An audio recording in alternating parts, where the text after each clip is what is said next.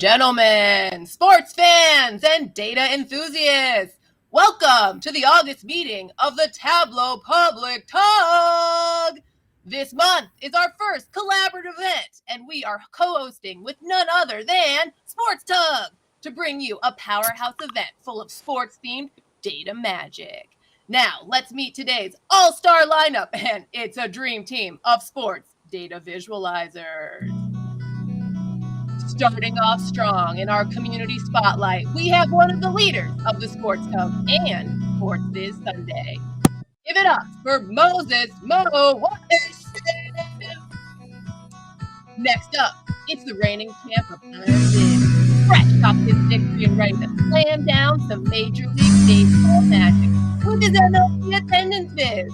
It's none other than McCready. Rounding out our all-star lineup is a true ambassador on and off the field, showcasing his UEFA Euro 2024 Viz of the Day. Let's make some noise for Damola, Ladipo. And lucky for you, I can't keep the sports announcer voice up anymore. So, hello and welcome to the Tableau Public plus Sports Tug collaborative meeting. As you can see, we have a great show for you today. And before we kick it off, we're going to just introduce ourselves so you can meet our host.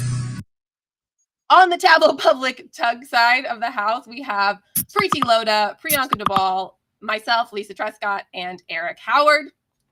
So hello, I am your sports data broadcaster today. I'm Lisa Trescott.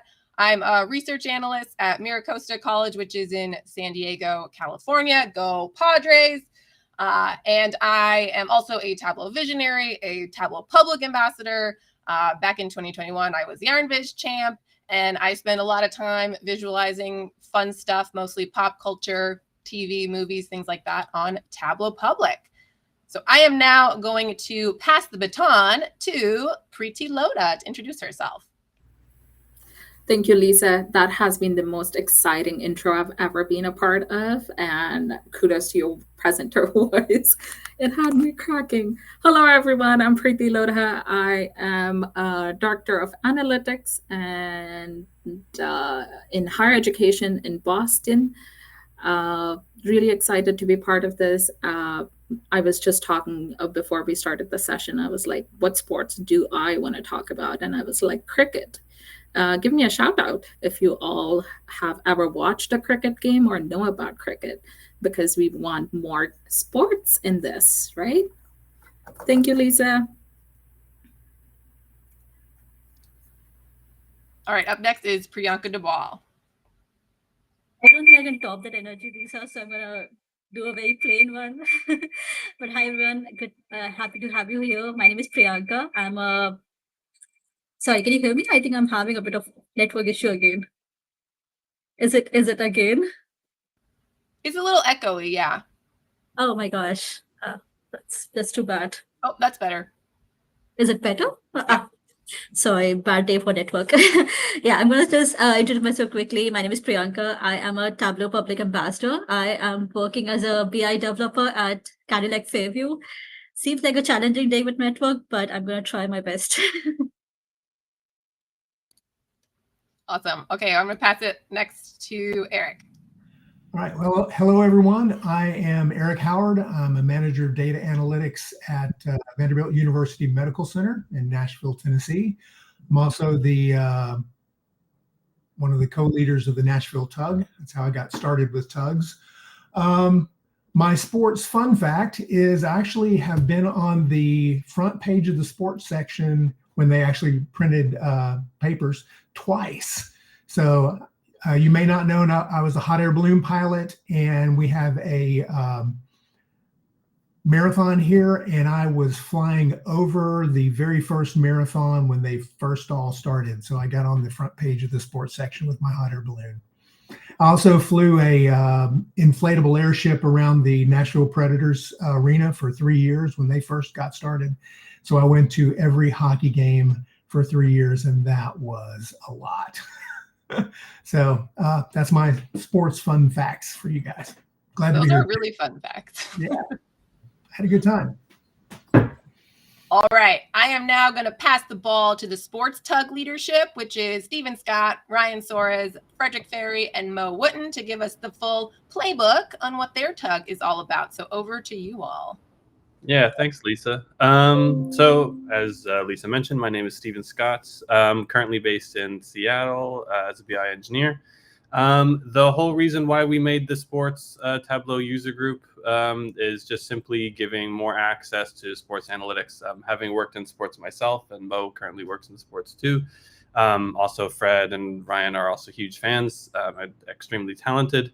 Obviously, all sports fans. And the big thing we noticed was people love sports, but are maybe, let's say, sort of intimidated or don't think that they could maybe do it, or maybe they think it's sort of out there. So we're trying to bring it to them, make it more accessible, show them what sort of professionals are doing in the space, and so we can make it more palatable and sort of understandable as well, and not make it as scary. So yeah, huge credit to all of my co-leads as well. Ryan, Fred, and Mo are all ambassadors. I'm the only one that's not an ambassador, so I'm bringing them down. But yeah, I just really appreciate it, and we are welcoming everyone to come join, and looking forward to seeing you at our next tug. You're definitely not bringing anyone down. Don't worry about that. All good. I have to throw in a joke. I can't help myself. Awesome. Well, thank you so much for co-hosting this sports-themed event with us today. Our pleasure. Just a quick look at the agenda. We're going to tip off with Mo in the community spotlight. Then Bo is going to be up at bat. He's going to show us his MLB attendance viz. We'll take a quick timeout for a swag drawing. And then our final play will be Damola closing us out with his UEFA soccer UEFA Euro. You can tell I'm very into soccer viz. Okay, so let's welcome Mo. Mo's a senior analyst at UK Sports Institute, and he works with British Olympic and Paralympic sports to create award-winning insights that improve athlete health and performance. As we mentioned up top, Mo co-leads Sports Viz Sunday and the Sports Tug. He also co-leads the London Tug. He's been a Tableau ambassador since 2022, and he enjoys making visuals that extend the boundaries of what can be done with map layers and parameter actions, and likes to turn everything into an opportunity to make small multiples or use trigonometry. Funny, I avoid trigonometry as much as possible. Welcome, Mo. Hi, Lisa. Thanks very much for having me. Yeah, thanks for being here. I think so started off, we'd just like to know, how did you start using Tableau in general? Yeah, I fell into it, like a lot of us did, I think, in that people I worked with started using it. But I actually built my career originally, I think I'm allowed to say this, I've said it before, so I'll say it anyway, on saying that I could replicate most of what Tableau does in spreadsheets, so people didn't need to use it. And that actually got me an interview and kind of got me a job, which led to where I am now, which also led to someone asking me if I had a dashboard in my bag. Which I didn't. They're not massively portable, I would say, generally. Yeah, and then joined an organization that was actually using Tableau and realized that although I could do the basics, I could only just about scratch the surface of what was really possible. Actually, I should probably spend some time learning how to use it properly so I could start telling people to use that instead of trying to use Excel. Yeah, I think that's most of us falling into Tableau. So what background kind of led you into using Tableau then?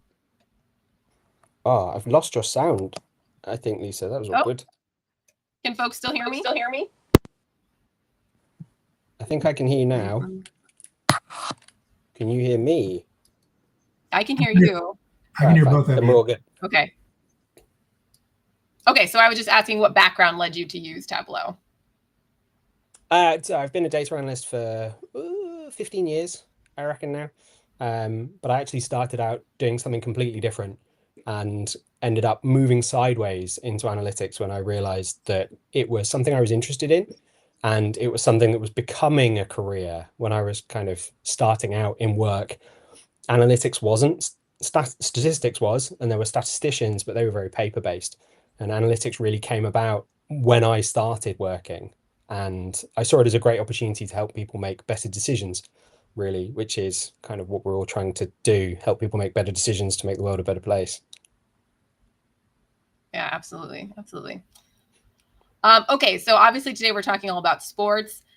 What exactly is it about sports data that you're drawn to? Because if you look at your Tableau Public profile, it is majority sports visits. So what is it about that data? Yeah, I am wall-to-wall sports. Like Stephen said, I work in sport, I viz in sport. I help co-lead the sports data things.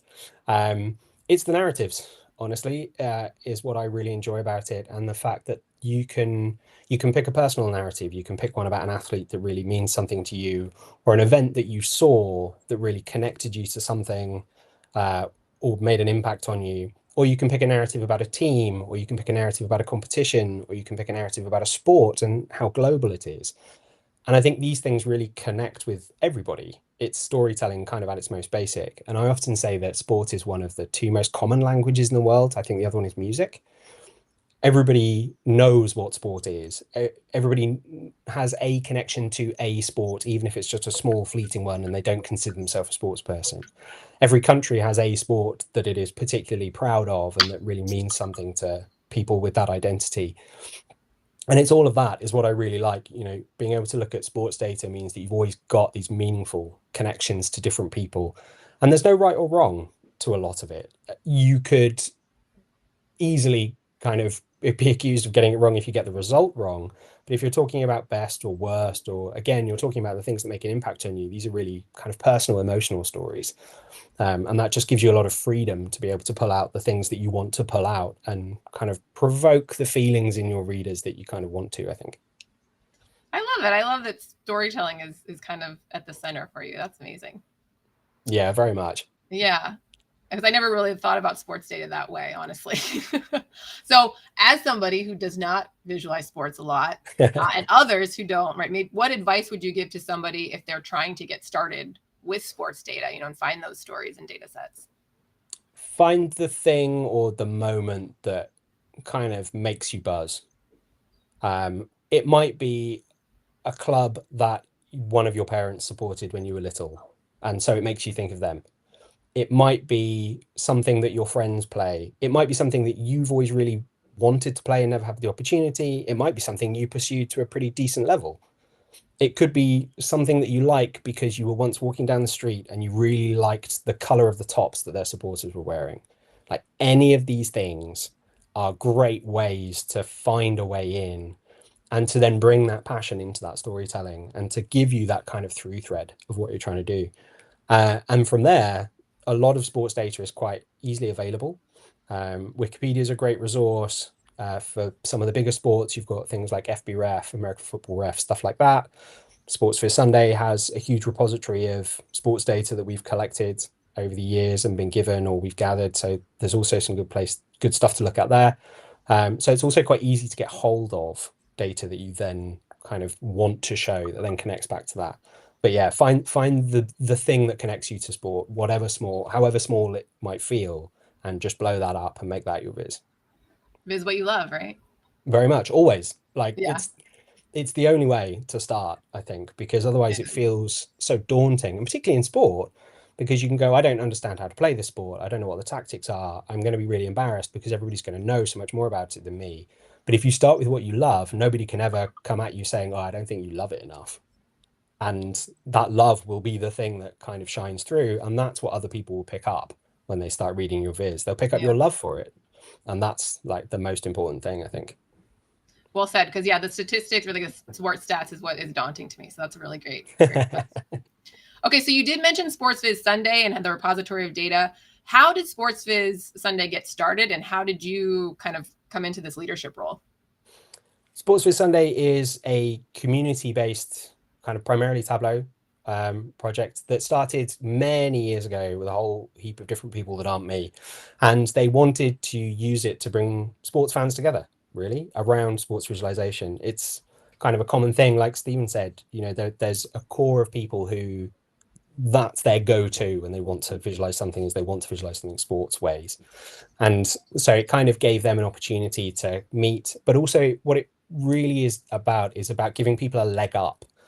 We all probably know people in the community, and we probably were these people in the community, and this is how I kind of got into it, who kind of maybe they're not connected You know, they've not come from one of the big powerhouses of the data fam.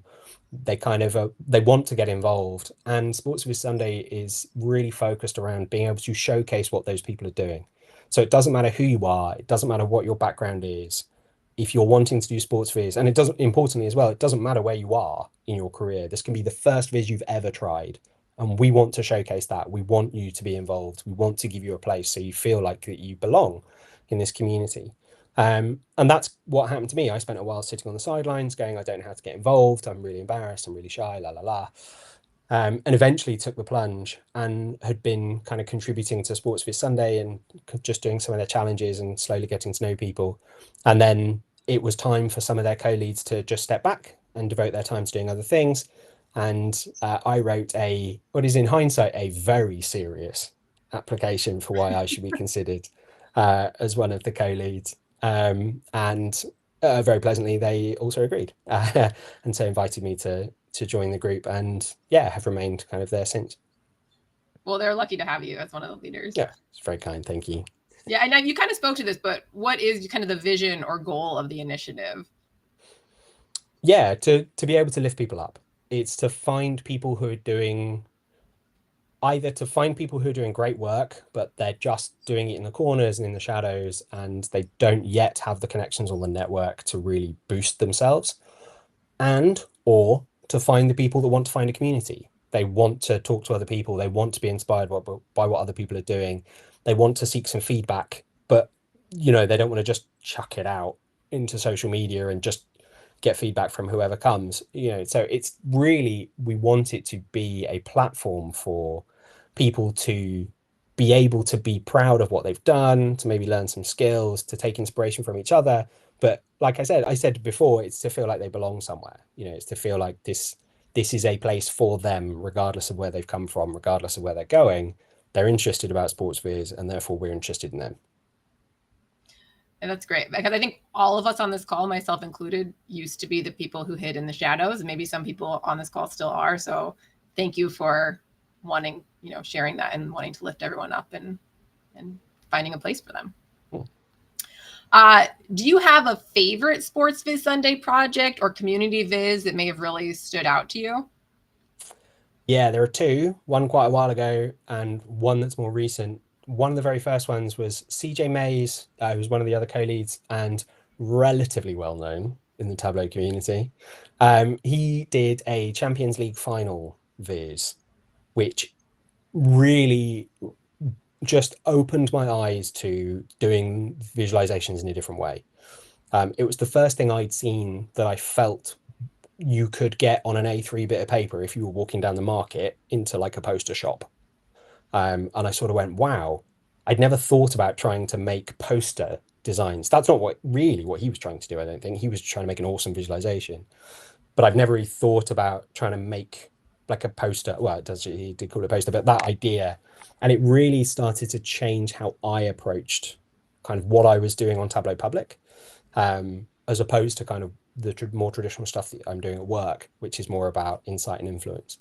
And then most recently, David Rudkin did a Tour de France visualization where it was based in a circle, and it just did a couple of things. Again, it was another way of showing information that I hadn't thought about, and it led directly to and inspired my Viz of the Day Paris Olympics Team GB kind of medal one as well. That was a direct kind of inspiration. I've been kicking around an idea, and I saw David do this idea in the Tour de France, and I just went, oh, this is amazing. I've never even thought about doing it like this before, and it connected then with something in my head that enabled me to push on. So those are the two that stand out for me.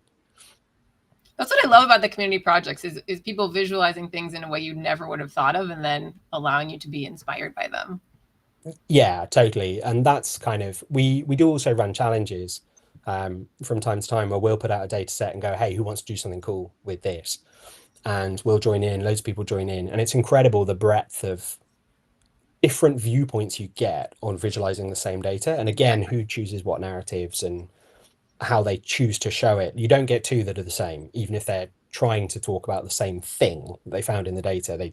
Everybody does it in such a different way. Yeah. Okay, so we kind of talked about this a little bit when we spotlighted the Sports Tug, but what inspired you all to launch Sports Tableau User Group? I think Stephen covered it off really nicely. There was a bit of a gap in the official kind of Tableau user group. We have Sports Viz Sunday, but we're deliberately not a user group. That's not kind of where we want to go at this point with it. And there was a gap for a sports one. There used to be a sports one, I believe, many years ago, before I kind of became part of the community. And again, like Stephen said, the angle for us really is actually about giving people a look behind the scenes of what sports analytics is about. So I still work in elite sports. Stephen used to. Ryan and Fred have both got heaps of experience and connections of people who work in that environment. And we're taking a similar approach in that we want to talk to people who maybe don't have a network, are just starting out and want to know if it's for them, maybe are in their early stages of their career and are thinking about progressing into a sports role, or they're in a sports role and they want to think about how to do things differently. But this is really kind of more focused around, instead of doing something really cool with data, although that is also what people are doing, this is around kind of like, what does this look like as a career? How do people actually do this in a club or in an elite sport environment? How are we using Tableau? What kind of stuff are we talking about? And I think that sets it up really nicely for kind of exactly the user group role. You know, we can have a real breadth of people talking about how they use Tableau at work, talking about their own careers, talking about stuff they're proud of. And it just gives us a great opportunity to, again, kind of bring something different to the community to cater for people who have a hankering for some sports. That's awesome. Yeah. So if anyone on the call is looking for advice on how to get into sports as your career, visualizing sports day as your career, Sports Tug is for you. So starting a tug is no small feat. So what was kind of the process like getting Sports Tug off the ground and up and going? It helped by the fact that Fred had done it a lot, I would say. And actually, I would, if anyone was kind of thinking about starting a tug, try and team up with someone who has experience of doing one before, or at least has experience of navigating the kind of administration and the forms and knowing who the right people are to speak to, because once you know, but until you know, it's impossible to find out. But otherwise, it was actually quite straightforward. I think Tableau are pretty accommodating. You know, they do want user groups. It's a big selling point for them as a brand that just, you know, all of this doesn't exist in other kind of visualization software areas. It doesn't exist in most other communities, let alone, you know, kind of specific to any one software brand. Yeah, so it was kind of just stepping through the process, giving ourselves time. We wanted to make sure that we had at least the first sketched kind of 2 or 3 meetings sketched out in our heads, and we'd started approaching people and having an idea of how we wanted it to work, so that we weren't having to try and put the track in front of the train, which can be a little bit tricky. But yeah, otherwise just a lot of conversations, and I think having a great conversation between the 4 of us to understand what we were trying to do with it before we then reached out to anyone meant that we were all completely on the same page, and that made it again a lot easier, because that passion that I keep talking about, we could use that to kind of sell it to people. Awesome. Well, I love the vision for your tug and all the work you're doing. What is one thing that you kind of hope attendees will take away from coming to the Sports Tug and the Sports Tug experience? Personally, for me, other than how friendly and wonderful we are, for me, I want them to come away thinking that a career for sports, a career in sports can be for them. Sports in particular can feel like a real boys' club. It can feel like if you weren't an athlete to a level, or you're not a coach, or you've never played, that it's not for you. And those things just aren't true. You know, sports is for everyone, and a career in sports can be for anyone. I've worked with lots of different people from all sorts of different backgrounds, some of them athletes, some of them not, some of them, and the one thing that unites them all is that they're all big fans of a sport, or sport in general as a concept. And so I really would like people to come kind of to Sports Tug and see what we're doing, see what we're talking about, and start to think, actually, yeah, this if I want this to be for me, I've got some great takeaways about stuff to think about. I've got some people I can talk to, and now I can see how I could achieve this. Whereas before, maybe it felt like that I didn't know how to open that door, or I didn't even know that door was there. Well, you've convinced me. I'm definitely attending your next meeting. When is your next meeting? I don't think we plugged that. And if you don't know it off the top of your head, we'll find it and we'll put it in the chat. September odd, I'm going to say off the top of my head. Okay, we'll put the link in the 10th. chat so that we can all be there. Yeah, Ryan kindly put it in, but yeah, Okay, we'll love to have anyone and everyone. Amazing. Well, Mo, thank you so much for being our community spotlight. Thank you for everything that you're doing with the Sports Tug and the Sports Viz Sunday, and kind of all in this, sports realm for the Data Fam. I think we all really appreciate it, and we appreciate having you here and co-hosting with us today. Thank you very much, and thank you to you guys for inviting us to co-host as well. I mean, Tableau Public obviously is the platform on which all of this rests. So to be able to come and talk about sports on the tug for Tableau Public is really, really cool and really special. So thanks very much for having us and for inviting us along. Of course. Okay, next up, I am passing it to Preeti or Priyanka? Yes. Okay, take it away. Thank you, Lisa. Thank you, Mo. Okay, I get to do the exciting part where I get to introduce Bo. But before I do that, just quick housekeeping. If you have any questions or any conversation that you might want to have, I've started the Q&A. So feel free to put your questions in there for Bo. And feel free to use either chat or the Q&A segment.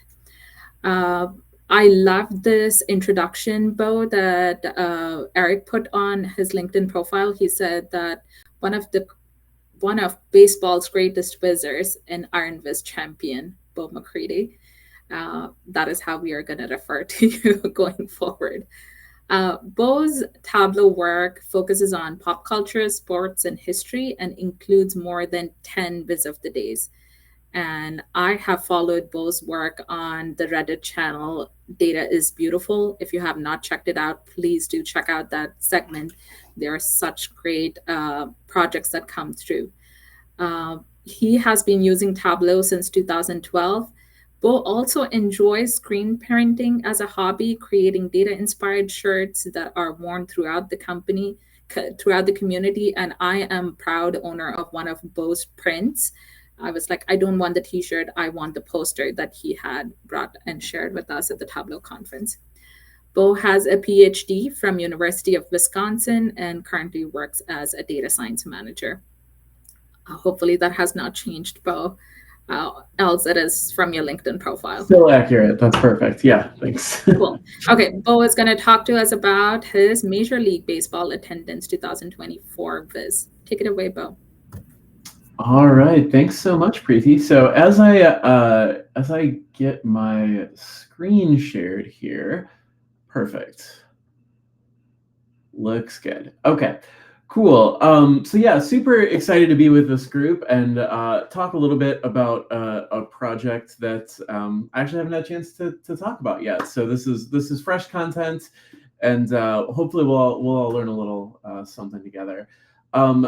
Before I get into my actual presentation, I do want to mention up front, I have my slides over here, but I am keeping an eye on the chat window and the Q&A window. So like, if you want me to pause, talk more about anything, or just really answer anything that comes to mind, please let me know. I tend to be a pretty improvisational presenter. If you throw questions out there, you're not interrupting the flow. I'm more than happy to kind of handle whatever people are curious about as we go. So please throw those questions out there. I know virtual events are definitely a different thing that we've all kind of gotten used to over the past few years. And yeah, even if the questions feel silly to you, please throw them my way. It helps a ton with engagement and is a lot of fun. So cool. So before I get into the details of the project, appreciate the intro from everyone. I'll just notice a couple more things, or call out a couple more things. Yeah, I did my PhD at the University of Wisconsin in educational leadership and policy analysis, which I know is kind of not the most conventional degree to end up doing data viz work. But one of the things I really love about this community is that practically everyone you meet has an unconventional degree and has found kind of an interesting way to, end up doing what we're all doing now. I think that contributes a ton to the richness of the community, the variety of perspectives, and cool things we're all able to do. After I got my PhD, I spent about 8 years working in urban education. So I worked in large school districts in Wisconsin and then later in Texas, doing analytics work there, internal research programs, and stuff like that. And then pivoted over to the tech world in 2020. And currently I'm a data science manager in Austin, Texas. I've been using Tableau since 2012. So really, basically, my entire career, Tableau has been part of it. I think from the time I got my first kind of full-time data job to the time I got my first Tableau license was about 3 months. So it's really been kind of my partner throughout pretty much everything I've done professionally. And as Preeti said, definitely built my career sharing data viz work online. Shared projects on Reddit, on Twitter, on LinkedIn, to kind of help build community and also I guess just put myself out there. I think most of us have been on job searches at some point, and on the one hand, the unconventional degrees are cool and give you, kind of an interesting perspective, but, they're also the kind of thing where you may not make it through a lot of kind of, automated screenings or things like that. So for me, building a portfolio, getting my work out there through platforms like Tableau Public was incredibly crucial. And I think that helped me become a Tableau Public ambassador, which is something I've really enjoyed doing for the past few years. So I just wanted to put a few projects on screen here just to show kind of the variety of things that I've had fun doing with Tableau over the years. I love sports projects. I love pop culture projects. Really kind of, I think it's been discussed a lot in this meeting already, but for me, a lot of it is about, visiting things I love, or even if I don't love them, just things that I'm personally curious about and want to learn something. And so like, if there's something I wonder, if there's something I notice, I like to go find a data set and see if I can do something cool with it. And then earlier this year, I was fortunate enough. I love playing this GIF with the fake confetti that was added in post. But earlier this year, I had the honor of participating in the Iron Viz competition, and with a couple of really fantastic folks as well, and was lucky enough to come out on top in that competition as well. So it was kind of the first part of a very, very busy Tableau year, and I think this is something like my 12th TUG presentation since Iron Viz, so it's only kept going.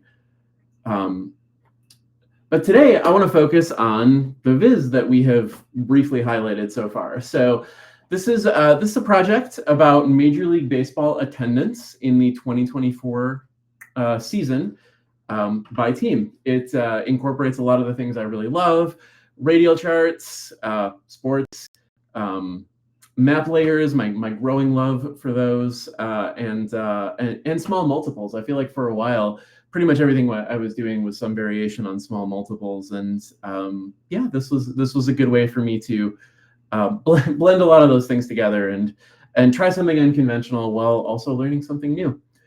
So I'm not going to spend too much time in PowerPoint. I'm going to do one more slide here to kind of zoom in and show just a little bit closer what do each of these radials look like, so we know a little bit more about what we're going to be building. And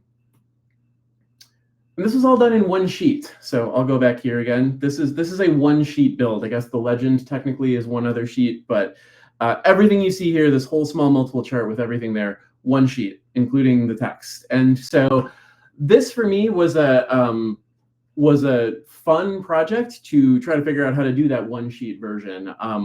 I've been using Tableau for long enough that I remember when we didn't have transparent floating sheets.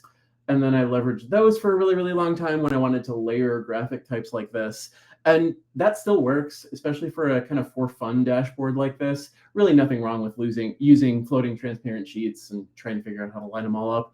But I wanted to challenge myself to see, like, can I do this project using entirely map layers? Can I do that one sheet build? And thankfully, yes. And the answer to how, as we've said, is map layers. So I wanted to show this is the full kind of screenshot of the hierarchy of this dashboard. You see the legend, You see, some text boxes, but other than that, we really do just have one sheet that's been dragged in here. So before I hop over to Tableau and start walking through it a little bit more, I actually have a blog breakdown showing, how this is built in a little bit greater detail with, kind of some of the calculations copied and pasted there for you to follow along on your own. So if you do want to hop over there during the presentation, after, whatever, I'll be talking through today some stuff that is covered in writing over there as well, and it's actually linked out from the Viz itself. My site, I only have a few articles up there right now. I created it after Iron Viz. It's still pretty fresh. I went with bowknowsdata.com. It's also my Twitter handle. I feel like the Bo Jackson references work for a very, very specific age range and fall flat for everybody else. But I'm going to keep leaning into it. So with that in mind, I'm going to hop over to Tableau and start talking through what is this project, how did it originate, and how did everything get set up. And so really all of our work always starts with a data model. And this one, as you see, there's just 3 data sources here. There's nothing particularly crazy, but a few things that I want to call out. One, notice the simplicity here. Before I started getting to work with map layers and things like that, it seemed kind of intimidating. I thought, oh gosh, I don't even know what I have to get into to make that work. Turns out not actually all that much. You can leverage pretty simple data models as long as you know kind of what you're aiming for.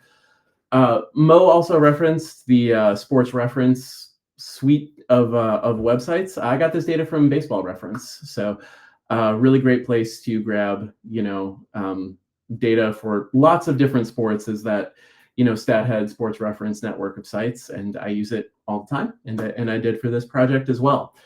So the first part of what I did here is just put together this data set that is effectively 1 row per game. I deduplicated to show only the home team, but this is what I have here. It's really just 5 columns that end up being used in the Viz: the team, the date, the attendance, most important, the opponent, and then the result. And really the opponent and result I don't super need for a project like this, but it's just there to provide some extra context and info. So a couple other things to call out. I have joined in, or I guess relationshiped in, I don't know if we say that now, but just a little kind of meta data set. I knew I wanted to have this grid layout for the teams, kind of a 5x6 setup. And so I basically just joined in the team abbreviations that were used kind of in the original data source here, along with the full team name, the row and the column. You'll see how I use those later. And again, that's really it. I just have the coordinates to help me set up a grid. I have the basics of the attendance data. I have some dates that are going to be what I use later to make some angles. And there's not a whole lot much more to it than that. But the key piece here that I do want to call out is this layer meta file. And so you'll see this in really a lot of different dashboards where you need to densify your data. You want to kind of have copies of your rows so that you can use them multiple times to do multiple different things. And so what I've done here is I've just set up a Cartesian join, kind of one of those 1=1 joins where you're just going to make everything on the left relate to everything on the right once. And then all I've joined in here is just a CSV file with the numbers 1 through 5. That's it. But I want to use 5 layers in my build, so I need 5 copies of my data. And this is kind of the simplest way to, or at least the simplest way for me to do that based on what I know how to do. So moving ahead into the actual build, first thing I have to do is call out Ludovic Tavernier, one of the most talented Tableau developers we've seen over the past decade plus, a former Iron Viz finalist who did this amazing build. I think it was 2018, focusing on kind of weather data and showing really innovative stuff on that kind of radial pattern. Basically everything that I've built in a circle over the past 6 or 7 years was because I read Ludovic's blog about this, and his incredible walkthrough of how to get started doing this kind of graph. So follow along there. Go back and read it if you haven't. It's one of my top 5 most influential articles as a Tableau developer, because it was foundational for me to learn those techniques and then bring them forward to so much else. So we can go ahead and kind of skip ahead to the final build here and show, yes, there's a lot here. There's a lot of layers. There's a lot of complexity. But ultimately, the first thing we need to do is just figure out how to plot everything in a circle, or in this case, most of a circle. And so this all depends on kind of a few simple calculations here. We're going to use a little trigonometry. It's not my strong suit, so I probably won't explain it the best, but I will at least show kind of how the calculations work. So the first thing I need to do, I know I want to graph all of this around a circle. I know that I want it to kind of start at the top right, and then as the season progresses, I want time to move around that circle day by day. So I want the angle of each of the points that I'm graphing in really all of the layers of this to be based on the day of the year. And so that's where it starts. We start with an angle calculation. So all I've done here, because the baseball season, the Major League Baseball season, happens within within a single calendar year. It doesn't cross from 2024 to 2025. So I can just use a day of year calculation here to help me do that. And so what I'm doing is I'm taking the built-in Tableau calculation, the day of year, from the date of each game. And then I am subtracting 80 in this case. And that's because in 2024, the baseball season started on the 80th day of the year. So I'm just kind of using that to reset my dates back to 0, so that the first day of the season is the start, and then be able to go from there. And then the next thing I do in the second part here, I'm using a level of detail calculation to take the largest day of the year in the data set, doing that minus 80 again, and then I am multiplying that by 300. And so in this case, I'm doing that because I want the span of my circle to be 300 degrees. I want a little gap at the top of the circle so I can put some text there, just leave a little room to breathe. If you're making a circle and you want it to go kind of from 0 degrees all the way around, you'd be using 360 there instead of 300. But yeah, I want it to work this way, so I'm leaving that gap. Hopefully this will be responsive enough that I can show quickly. If I change 300 to 360, you can kind of see behind there the whole circle has filled in. But I'm going to go back to 300 because I want to maintain the gap. The other thing I'm doing here, you'll notice these calculations bring everything back to start at 0 degrees, but I want a gap at the top. So I'm rotating it all 30 degrees so that gap of 60 is kind of centered around the middle. So I'll just demo that quickly again and say that that's why there's that plus 30 there. If I take that back to a plus 0, you'll see the circle rotates to start at the top again. If I do it at plus 90, then that circle is starting, over here.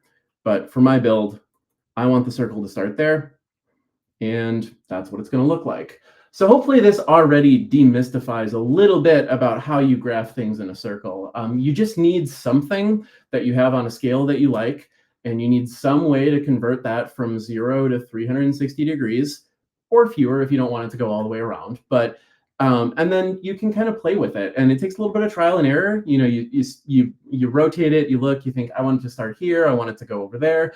But hopefully this shows kind of very quickly, hey, I have some dates I want to graph on a circle, and this is how I change how they span, and this is how I change where they start. So we're going to use that angle as well to grab the cosine and the sine of each of these points, each of these day-based points, and then that's what ends up getting graphed here. So everything starts with a circle. So the next thing I'm going to do is start moving towards that grid layout that we see in the end. And so I demoed how the kind of team meta file that I joined in had these column and row calculations in it. And so if I do this, I'm going to end up layering all 30 teams on top of each other. I need some way to spread them out. So I'm going to start doing that horizontally. And so in that case, really all I'm doing is using that layer function that I have to kind of multiply everything by 10,000 and then use these columns 1 through 5. Again, these numbers themselves don't take away the numbers too much. If you're doing something like this yourself, you'll do a little bit of trial and error to see kind of what you want to be graphing and how you want it all to space out. This is what ended up making sense for the project. You're going to see me using 10,000 a lot here because when you look at baseball attendance, most teams' attendance, it's really basically always going to range between like 5,000 and 60,000. So showing kind of lines and things like that every 10,000 is a pretty decent way to do that. I'm sorry, I opened the wrong calc here. This is the one I meant to open. So in this case, I'm actually starting by using the attendance to move that circle in and out based on how big the attendance is. So the way I've built this, your difference or the distance from the center of the circle is showing how big the attendance is. So that's why, I have, more or less used, in this case, I guess I'm actually using 100,000 because, again, with attendance kind of maxing around 60,000 or so, if I divide the attendance by 100,000, I'm going to end up with values that are ranging from 0 to something less than 1. Makes those circles pretty easy to work with. And then, just using this column calculation to expand things a little bit. So you'll see here if you mouse over this, sorry, I guess the tooltip is not formatted the way that it should be, but I'm going to change this text to black real quick just for the demo and show that, you have, if you look at this, I'm a little small to see, but if you look at that team line at the beginning there, let me make it bigger. There's a bunch of teams here in each of these columns. I've got Houston, I've got Arizona, I've got the Cubs. All these teams are here in the same circle, but then we've split them into kind of 5 groups where you're going to see different teams each time. Then we're going to replicate that technique again. And do the same thing basically for the y coordinates. We're gonna split this into a grid. So the same thing that I did for the x coordinates, we're gonna do it here, and we're gonna use again basically the same math. Now we have split all of our teams based on those row and column calculations I'm doing. Now we have 30 attendance plots here. Again, sorry about the white tooltips, but each one of these is the graphic for a team. So this is great. If we want to do everything with floating transparent sheets, we can do basically all of it this way. We can kind of remove our stuff in the back. We can make the sheets transparent, remove the background color, and just do a bunch of stuff this way. This is a fancy circle, but like if you didn't want the radius to vary based on attendance, you could take that away. You could make it, a basic circle like this, whatever. But we want to layer this on a map because we want to try to do it in one sheet. So from here to here, you're going to see basically no change in the graph itself, except now it is floating off the west coast of Africa. I'm guessing Tableau developers know this specific region of ocean better than most people in the world, because this is where you're going to end up with 0 degrees latitude and longitude. When you are starting all these calculations from kind of a basic point, ultimately when we are using map layers, it is on top of a map that we eventually have to turn off. So if you're fixing everything around 0, as you probably are, you are going to be ending up here in the ocean off the coast of Africa quite frequently. So the way we do this is, you notice I now have this longitude and latitude generated here because I have done a make point calculation of those attendance points that we showed in the last 2 steps. That's really all you have to do. If you have kind of some grids, some scatter plots you like, and you want to turn them into points, this will do that for you. Another thing I'll mention here is that, you saw in those calculations before, I'm dividing things by 10,000, 100,000, whatever, to make those attendance numbers small and run between 0 and 1. That's because at the end of the day, we are creating latitude and longitude here.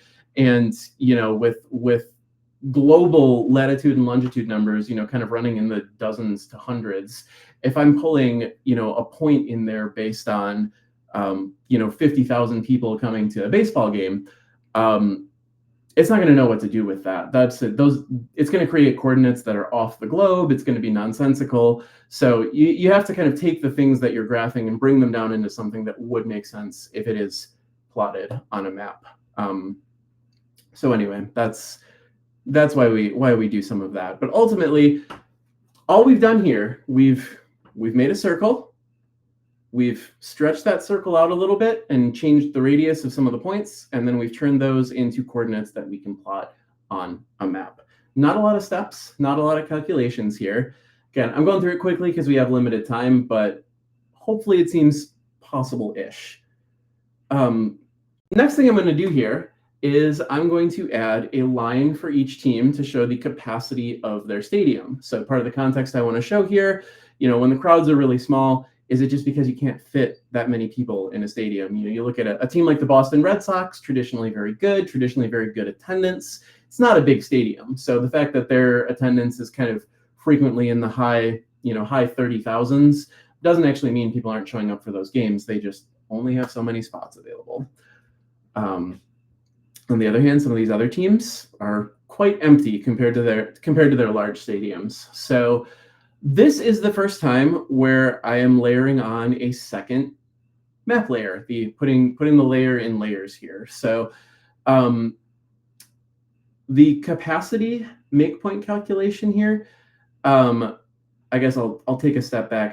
Much like I did those individual points for attendance, I have also made individual points for each day, but they're fixed on the same value for the stadium capacity because that's not changing really over the course of the year. So anyway, in this case, I've made just a simpler circle and layered it on top of it as a second map layer. So, use that kind of drag it out onto the map. If you haven't done this before, if you drag a point onto a map, you're going to see add a marks layer. That's how you're going to add it. So there we are. We have dots for each game. We have circles for capacity. Next, I want to add some reference lines for legibility. I want to add lines at 10, 20, 30, 40, and 50,000. I might have gone up to 60 here. No, it's up to 50. But anyway, just for additional context to help make these graphs a little bit easier to read. So, you can compare something relative to the capacity, but, in the middle here, how many fans does this really represent with those reference lines? I think it's a little bit easier to draw that in and give that context. So same technique here that I'm using for the capacity circle, obviously, but in this case, only thing I'm doing a little bit differently here is that this is where I'm really starting to leverage, those 5 layers that I have in the data set. I have 5 layers for 5 reference circles here. So I have kind of, I've dragged layer onto the detail shelf here. If I drag this off, you'll see I'm get 1 capacity circle, but putting layer on there is what turns that into 5 then. So layers 1 through 5 that we did the Cartesian join to bring in, that's how we're getting 5 circles. Next piece here, I want to label those reference lines just to show that I mean attendance here. I want to show the first one's 10,000, last one's 50,000.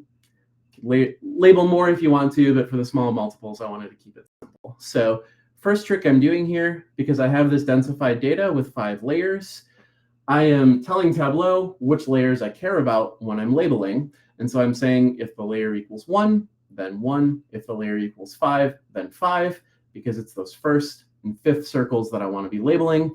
I want to leave the rest off, so then I can use that to kind of help me label the text here. So I didn't do this the most elegant way, but you'll see I used the string calculation for the label here. I'm just pulling in the layers for 1 and 5, but then multiplying by 10 to show 10,000 or 50,000, adding k to the label. Anyway, just a way to just label 2 of the 5 layers based on this calculation. So the next thing I want to bring in is the team names and nicknames. I brought these in as kind of 2 separate points because I wanted to kind of move them around, play around with them, not necessarily have them next to one another the way that Tableau would by default. So, when you're seeing Baltimore and Orioles in 2 rows here, it's because they're actually 2 separate points. But again, unsurprisingly, the way that we're going to make the points to do this is really not particularly different than anything else we've been doing. I have team location and nickname points here. This is, again, another case where you can kind of ignore the numbers themselves. These were just to kind of fit with the layout of my Viz. Again, if you're doing something similar, you'll find your own numbers and ways that this tracks. But all I've done here is just create another grid that I can overlay on top of this. So I'm using row and column again. I'm making points that go with that. I'm saying, hey, I like it over here.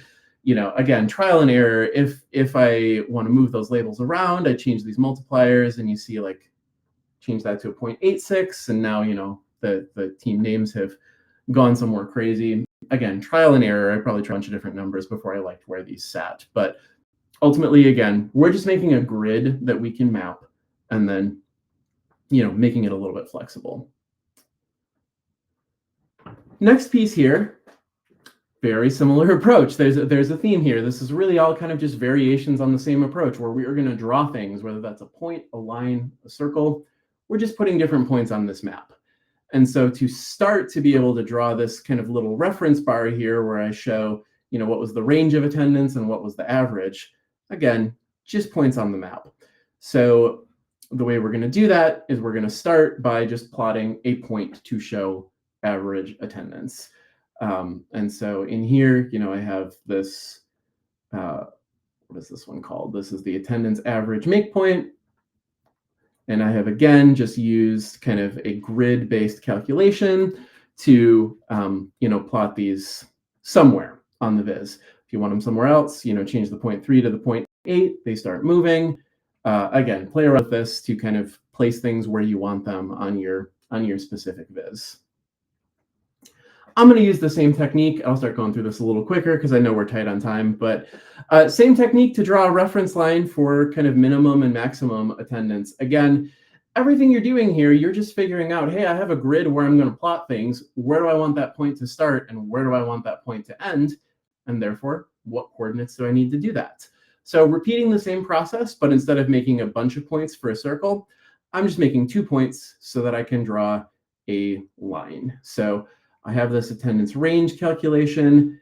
You know, I've actually, in this case, I've just done a start and an end for the line. And the point, you know, ends up leveraging those things. And we've drawn a little reference line, you know, on top of it. And here I'm leveraging my layers again. If the layer is 1, I want the start point of the line. If the layer is 2, I want the end point of the line. The rest of the layers, I don't need right now. So that ultimately is kind of the build. From here, it's formatting. From here, you're changing colors, you're changing sizes, you're dropping the map out in the background, and just doing all those little details that we do at the end of any one of these. And so we do those formatting tricks. We end up with something that looks a little bit like this, and then we bring it onto our dashboard. So that's it. You know, ultimately, we're graphing circles. We are putting points on a grid. We are turning them into things that we can put onto a map. We're imagining, where do I want those lines to start and end, and what do I want to happen in the middle? And then how do I make that happen using map layers? So bunch of pieces here, a bunch of circles, points, lines, team names, whatever. Ultimately, they're all just variations of points on a map that we are connecting and formatting in different ways. Yeah, so question in the chat here. Is there any benefit to using parameters to make those map layer adjustments? There might be a performance benefit that someone who knows more about it than me could speak to. You know, I would say, sure, if you're going to put this into, if you're going to put something like this into production, if you want other people to work on it later, sure, you know, definitely nothing wrong with having those parameters exposed, particularly because then you can kind of see very quickly how they respond and how it changes the visual. You know, for me, this was a one-time project, so I wasn't super concerned about, you know, kind of maintenance or things like that. So in this case, it worked fine to just kind of hard code them within the variables. But yeah, for a production dashboard, I think that'd be worth thinking about. Yeah, we have a couple of questions in the Q&A also, Bo. Yeah, cool. Okay, so so first question that came in, did you know how many layers you needed before, or is it more iterative to determine that? Yeah, so I think in this case, I had kind of a vision for what I wanted the project to look like, so I did basically know that it was going to be 5. But for other projects, like it's definitely going to be iterative. I think for me, I tried to think, each of these tabs are kind of a distinct step in the project. And so for me, I just tried to think like within each of these layers, how many different things that I want to be doing. And I know that's kind of an awkward way to talk about it, but that's, as I thought about all the layers here, I thought, okay, those reference lines for the attendance ranges, I really only need 2 points to do that. These 5 circles, I'm going to need 5 things to do that. So let's start with 5 layers and see if that works. And it did in this case. Thankfully, with a simple data model like this, if you decide you need more layers in one of these steps, you just kind of add to your CSV with some extra numbers, and you're going to get it that way. But I knew 5 because I knew I wanted 5 rings, and everything else was going to be simpler than that. So cool. And then a couple more questions here. So the next question, how would you modify this if your data crossed over a calendar year? That's a really great question. And I'll be honest and say I haven't done something exactly like this in like our production business dashboard. So there may be a slightly cleaner way than what I'm about to say. But what I would be doing ultimately is, or one of the first things I would try, I guess, is I would pick kind of a fixed date that I wanted to start with, or even maybe ideally, like if I could use some custom SQL or bring in a date and say, dynamically, how many days apart is it from the date that I want to fix this dashboard on? Because ultimately, day of year, you're right, it's going to fall apart immediately if you're crossing a year. But if we're doing like a date diff calc to say, how many days is my date from the anchor date, that's not going to fall apart across, across a calendar in the same way. So that's probably more or less what I would be trying first. I think that would probably work. And then, a couple other questions here. Is there a reason that some mini stadiums go around further and others don't, like making more of a circle? You're right. So some of them do not complete that full 300 degrees. So for those of y'all who don't watch Major League Baseball, there are playoffs at the end of the season to determine who the champion is. Some teams make the playoffs because they have one of the better records during the year, so they'll play some extra games at the end of the year. So in this case, the circles really represent how long that team's season lasted. Because the NBA all pegged on dates, that's how that works out. So we see a team like Cleveland that made it very far into the season, their circle is longer. A team like the Chicago White Sox that didn't, their circle is shorter. And then placement of the dots, they're all going to be kind of relative to this center point that you can imagine. Again, for the further out the dot is from the center of the circle, the higher the attendance was. Cool. Thank you so much, Bo, for taking the Q&A and for such a great presentation.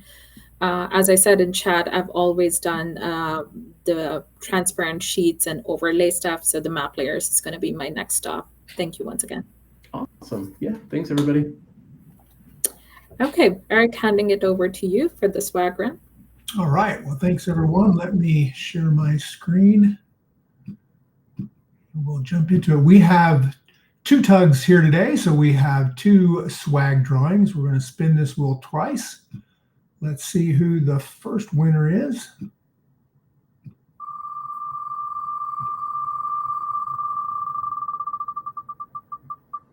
And Joshua, Joyce, it's Joyce. All right, well, congratulations, Joyce.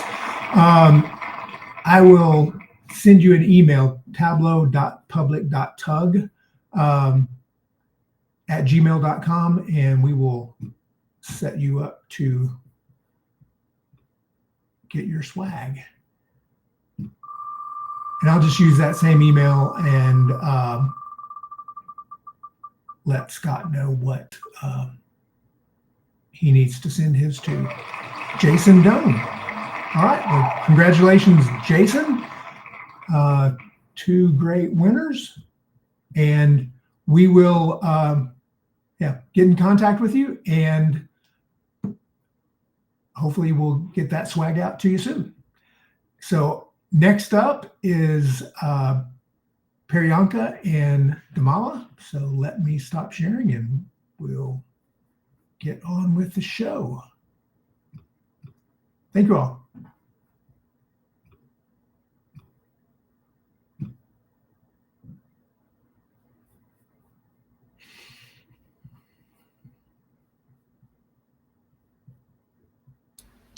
Well, we can't hear you, Priyanka, or I can't at least.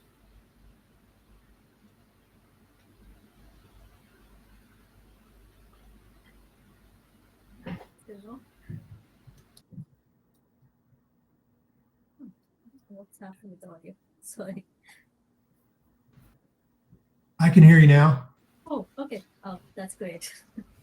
It has been a challenging day with technology for me. Sorry about that. Thank you for the amazing presentation, Bo. I absolutely loved it. I haven't tried map layers myself to this extent, at least. So I'm excited to give it a try myself. I'm going to follow your blog and try to replicate something. All right. I'm excited to introduce our next speaker, Damola. He joined Tableau Public back in 2020 and was recognized as a Tableau featured author in 2021, and then became a Tableau ambassador by 2022. Seems like an amazing journey for you, Damola. If you have seen his portfolio, you have surely noticed his diverse work on social issues to insightful analysis. His work is constantly thoughtful and visually appealing. By the day, he channels his talent as a senior data analyst and, data visualization specialist, my bad, where he turns complex data into clarity and impact. And to top it all, he has already had 10 Viz of the day so far. So I'm excited to see more Vizes from you. And I absolutely love many of your Vizes, Damola. Apart from the one which I'm discussing today, I love your resume one as well. So very excited to have you here. Take it away. Thank you so much for that awesome intro, Priyanka.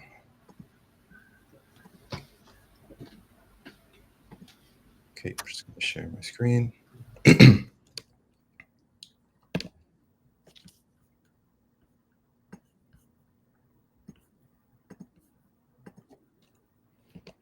Okay, welcome everyone to my presentation on designing the UEFA Euro 2024 data visualization. So for those of you who don't know me, my name is Damola Ladipo, and as Priyanka gave me that great introduction, I'm a senior data visualization specialist for DevTech Systems, where I create dashboards and standalone data visualizations. I started using Tableau in 2018 and joined the Tableau Public community in 2020. And as far as interests, kind of related to this presentation, I'm a huge sports fan, and specifically, I'm a huge West Ham fan, been one all my life. I grew up in the UK before moving to the US. It's the reason I love West Ham. And I also love science fiction, books, movies, and TV shows. Okay, so what am I going to be talking about today? I'm going to talk about the inspiration behind the visualization. I'm going to be talking about some of the data sources, and then I'm going to talk about some of the changes that happened when I created this data visualization. And then I'm going to go behind the scenes to actually look at Tableau to see the data model, look at some parameters and also some calculations for some of the more complex visualizations. And then lastly, talk about some design elements coming back to this presentation that made the final Viz. Okay, so what inspired this visualization? I think Mo mentioned something about just finding things that inspire you to create visualizations. And I was just excited for the Euros. I'm always excited for the Euros. I was excited for maybe England actually winning, but unfortunately it didn't happen in the finals.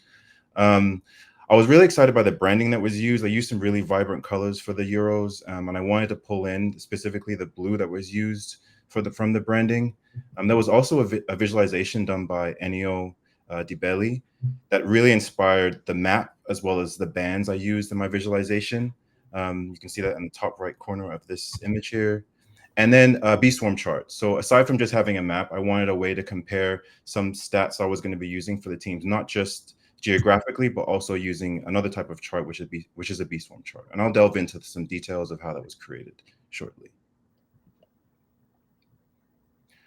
Okay, so other than obviously the inspirations that inspired a lot of the aesthetics of the visualization and the idea behind it, there were also some general questions this was going to answer.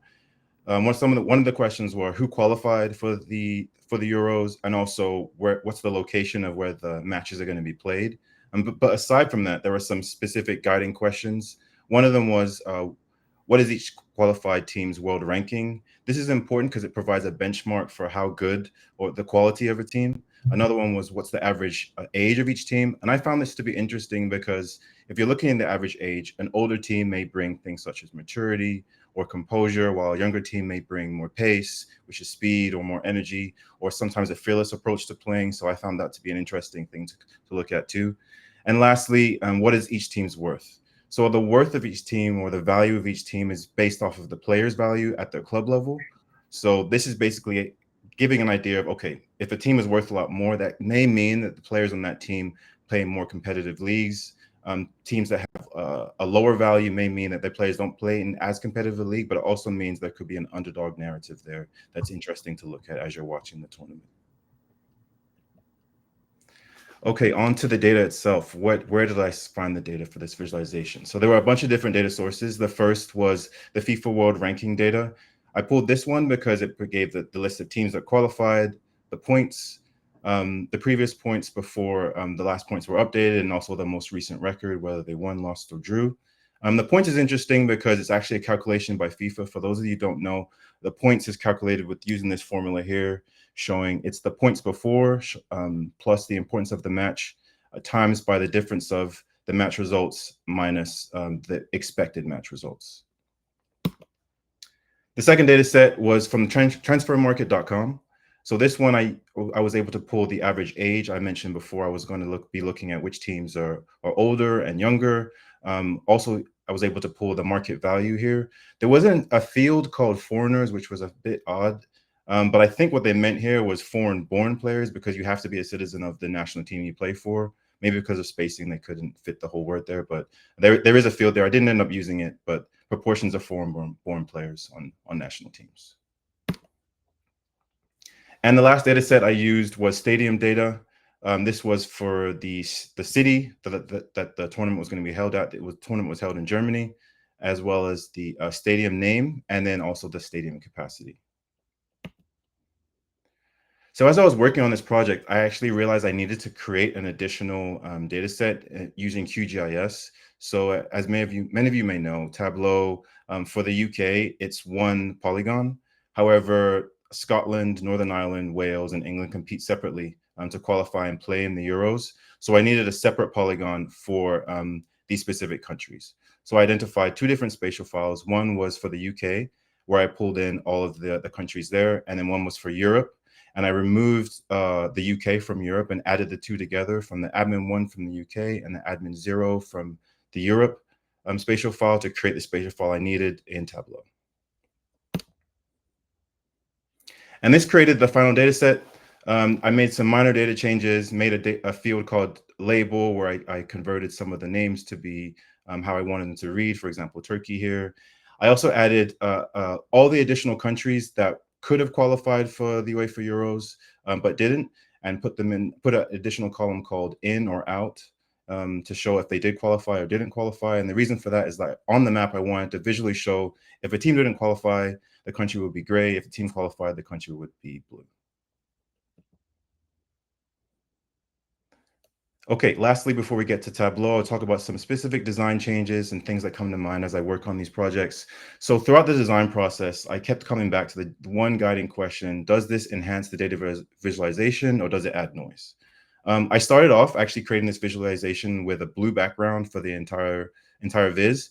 And I really like the color. As I mentioned before, I wanted to use something from the branding of the Euros, but I realized it was taking a lot from the actual visuals itself. So I wanted to really tone down some of that, so the focus could be on the visuals themselves. So I went with a white background with these little white dots. You may be able to see it here, these little white dots, but even that was distracting. So I went with something far more simple and with a white background, and made the blue really pop from the actual visualizations. Now there is a map in this visualization, and I love to use Figma a lot to add some customization to things I'm visualizing. So I was coming up with different ideas to actually put icons of where each of the statistics I was going to be showing for each of the countries on each country. So I came up with a bunch of different custom shapes, but in the end, for various reasons, I went with something far more simple, went with just some circles and using map layers to show it rather than some of these more complex things here. Primarily for space, there was some overlapping going on, as well as it was just too small to show some small details that I wanted to show in my visualization.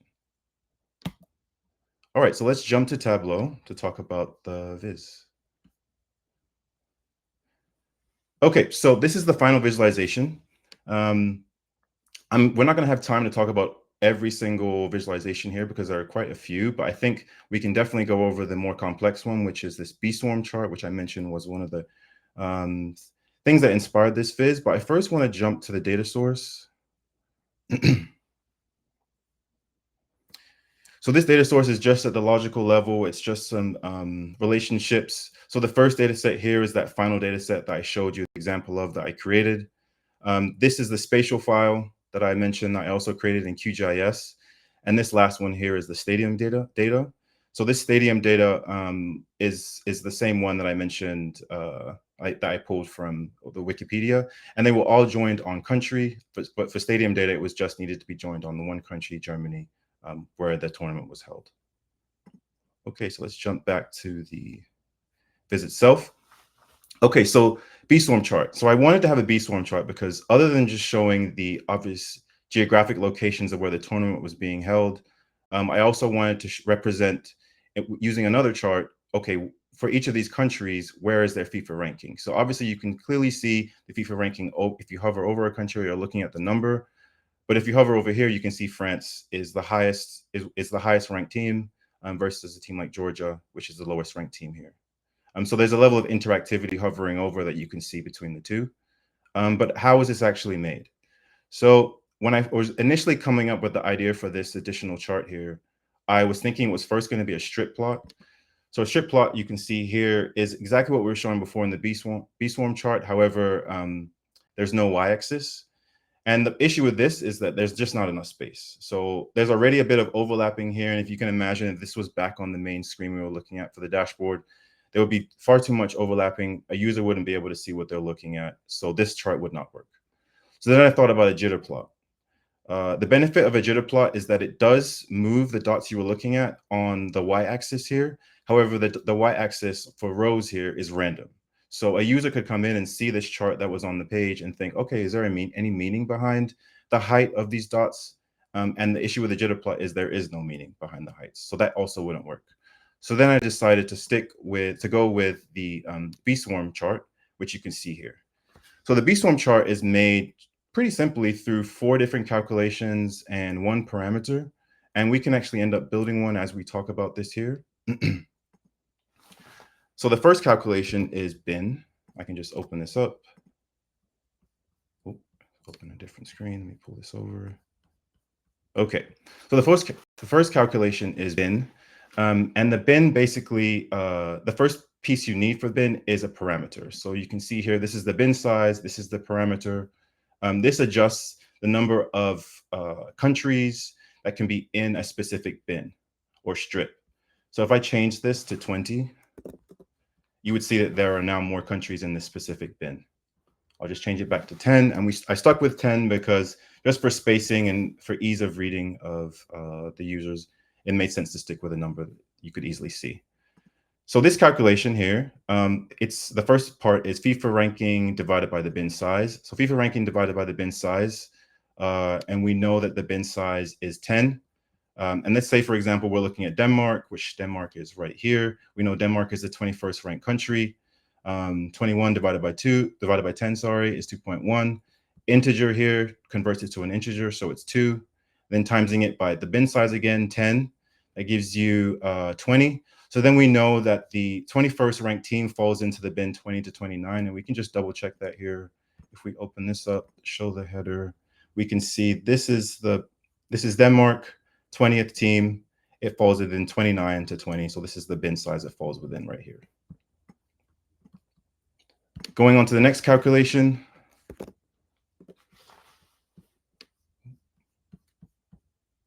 This is for the strip plot. This one is called 2 points in a strip. So this calculation here, basically, to put it like in as simply as possible, this exclude here and this count ID here is giving you the number of points in the strip. So the exclude is needed because if you ask, for example, if you literally like could ask this dot or all the dots in this strip or bin, how many of you are in the line? They may, each of them would individually say there's one of us. But because you have the count ID and you have the exclude, instead they all in unison say there are 7 of us in this strip, or there are 3 of us in this bin or strip, and so on and so forth. So that's the purpose of this 2 points in a strip. I don't think I mentioned this earlier, but I should have mentioned this before. This is actually this is pulled from the Flailers Twins website.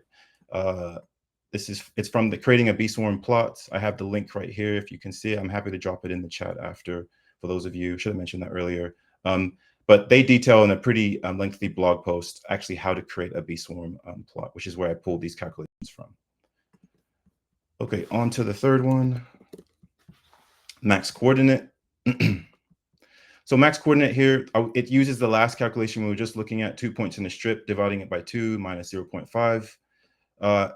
So the first part here is dividing it by 2 identifies the 0 point for the y-axis. So if we go here and show the y-axis here, you can see the 0 point is exactly centered as we would want it to be. However, the negative 0.5 makes a slight adjustment to ensure that it's centered. Because if you did not have that, I can just delete it just to show you. Hit apply. You can see it's now off center. The 0 is now just below the center point, which is not what we would want. We do want it to be centered. I'll just put that back. We know it's centered. And then that's how you center the bee swarm chart. And then the last calculation here is coordinate. So this is just identifies the max coordinate for each point. It's max coordinate minus index. Index essentially gives a ticket number to each of the dots to say which point in the strip or bin that they fall in. And then the +1 just offsets it slightly.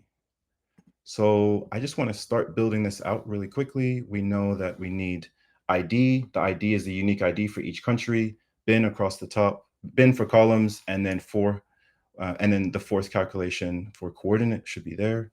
So let's drop in ID. Details, let's make ID a dimension, discrete, and let's put in bin at the top. Let's also make that dimension. And then we need the fourth calculation, coordinate. Great. And then these need to be computed or edit. You need to compute on it's on the different screen. Let me do that. This is the table calculation that you need to set for the fourth calculation here. So you want to set it to specific dimensions on both bin and ID, deepest, on bin. Perfect. Now we have it here. One thing you'll see that's a difference is that this is going in opposite directions. I want to reverse that. The reason is because I think it makes sense to actually have the lowest ranked teams here and the higher ranked teams on the right. So I'll make that adjustment, edit the axis, reverse. Now it's flipped. Additionally, you can see that there is a dual axis chart here because there's an inner circle and outer circle. So let's quickly add that. The outer circle is actually the value of the team. So if we type in value for size, let me make this a dual axis first. We duplicate that, make it a dual axis, synchronize the axis, pull in the value for size. Great. Now you can see the circle sizes have changed. And then the second one is whether they are above or below the average age. So let's type in above or below for the second. Pull it into color. Great. Now we have the two. You'd make some slight adjustments for the opacity so it matches the other one, but generally that's how you quickly make a bee swarm chart.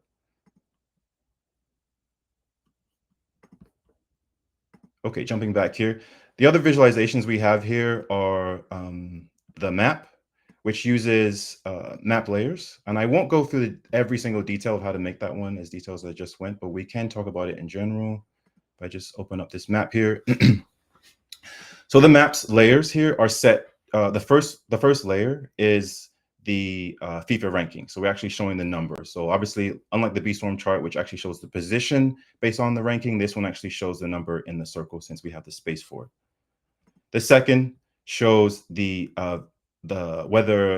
color of whether they are above or below the average age compared to all the teams that qualified. So you can see here, England is a younger team compared to a team like France. And then national value. So England is a highly valued team, primarily because most of the players play in the Premier League, which is currently, I guess, the most financially viable team in the league currently right now. However, France also has a lot of valuable players, as well as Portugal, Spain, and so on and so forth. Germany too. And the remaining three are actually basically used to color in the countries. So if a country did not qualify, they are in gray. And if a country did qualify, they are in blue. And these last visuals here are just bands across the top. You can see here, I have some summary bands here for the teams that qualified, number of teams that qualified, how many teams were in the top 10, and then the number of host cities. And interestingly enough, this also uses small multiples here to create. The small multiples I use here, the formulas were column divider and row divider. I won't go into the specifics of the details here, but I can show you both of them. And I want to note that this calculation is from Andy Cribble's blog post, VizWiz Tableau Tips. It was from his Tableau Tip Tuesday blog post. The Flailish twins also have a similar blog post on creating a small multiples. The benefit of their one is that it provides you the ability to customize the number of columns you have in your small multiples chart. I didn't need that because there were only 10 different cities and it just didn't need any level of customization. But if you ever needed to make adjustments to the number of columns you need, feel free to check out their blog post, which is also great, along with Andy's too. I do want to note that small multiples, if you just think of them like playing cards or postcards and laying them out, they're great for text or great for visualizations in your data visualizations. Okay, so I will quickly jump back to just end this out with some final points.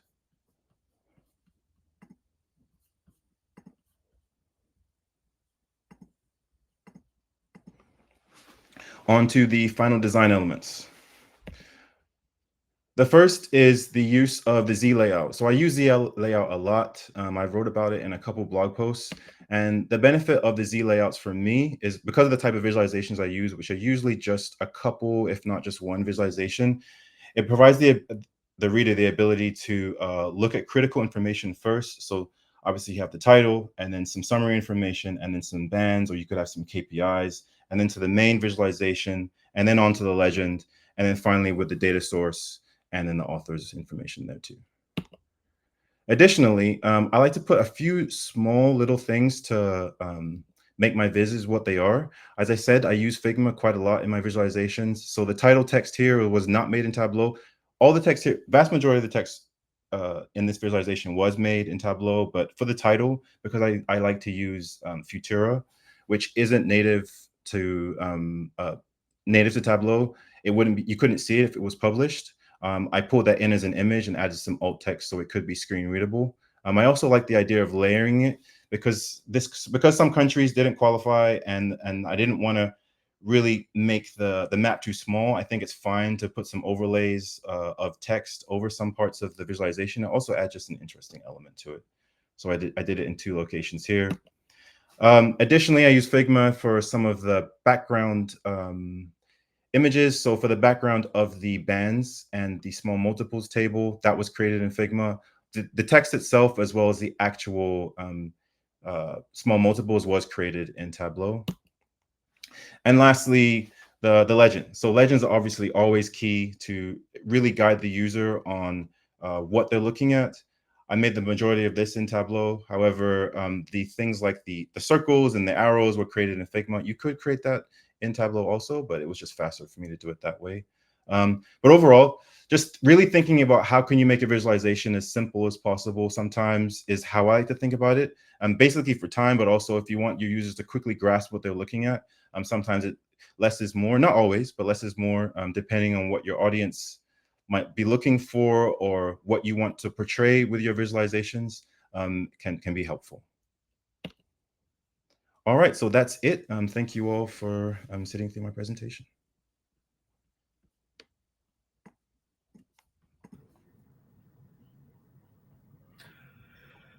That was awesome, Damola. Can we lose Priyanka again? I mean, I was as impressed with your presentation as I was with the Viz, the way everything flowed. And you said that was Figma? No, that was Canva. Yeah, the presentation was done using Canva. Yeah, nice. Questions?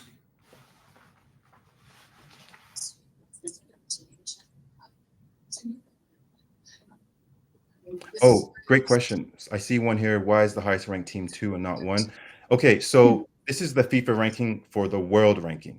So it's every country. So you can imagine Brazil's in the top 10, right?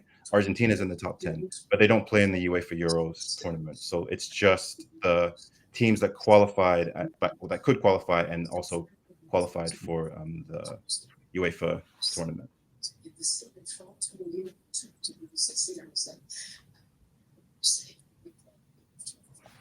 That makes sense.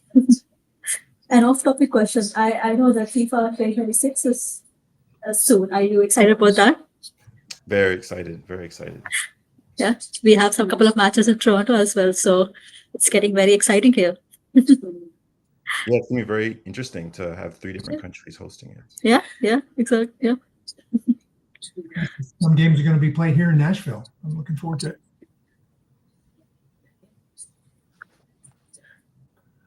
All right. Well, if that's it, no other questions, we will do the wrap up. Let me share my screen. I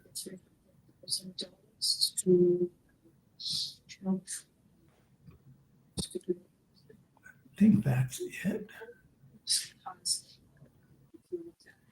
2020, we have Nope, it's not going to work. units of housing. Do you want me to share, Eric? This is that is Not showing my presentation. bigger than what some Wooten have done, and continue to build. Okay, well, if you liked today's meeting, we have another themed meeting next month, September 18th, also at 12 Eastern, where we will be talking about all things Iron Viz. So we will have Sarah Bartlett in the Community Spotlight here to talk about Iron Quest, and we'll go behind the scenes of 2 top 10 Iron Viz qualifiers from last year. Brandon Cornell will be talking about his Boston Marathon Viz, and Sheree Bardsley will talk to us about her Bears of Brooks River Viz. And if you want to create, or you want to try to create your own Viz of the day, here are some tips. Building a timely or topical Viz, highlighting new Tableau features is always a great idea. Spotlighting diversity in the Tableau community, using novel charts like we just saw here. I think we're all going to build some small multiples with map layers after this. And then making sure you communicate a key insight or story. And as Mo talked to us about, there are tons of beautiful stories you can find in sports data. And then, of course, make it beautiful. So thank you again for joining us. This was a really fun one. I am definitely going to start dabbling in some sports data and attend a sports tug. We hope to see you all next month. Iron Viz qualifiers. It's going to be fun.